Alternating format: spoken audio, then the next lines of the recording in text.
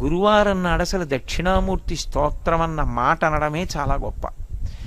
అటువంటి దక్షిణామూర్తి స్తోత్రాన్ని శంకరాచార్యులు వారు రచించారు. శంకరాచార్యుల వారి గురించి బాగా తెలుసున్న పెద్దలు ఒక మాట చెప్తారు.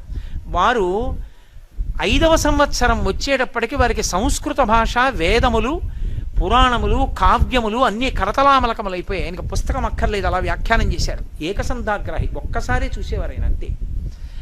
అటువంటి శంకరాచార్యుల వారి జీవితం మొత్తం మీద 18 మాటలు చదివింది ఒక్కటే ఒక్కటి ఉంది.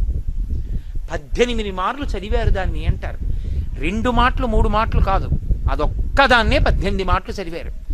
ఏది అంటే స్కాంద పురాణాంతర్గతమైనటువంటి సూత సంహిత. శంకరులు ఒక్క సూత సంహితనే 18 మాటలు చదివారు. 18 మాటలు చదివి అప్పుడు బ్రహ్మసూత్ర భాష్యం దక్షిణామూర్తి స్తోత్రం రాశారు. శంకరులు దక్షిణామూర్తి స్తోత్రం రాయాలంటే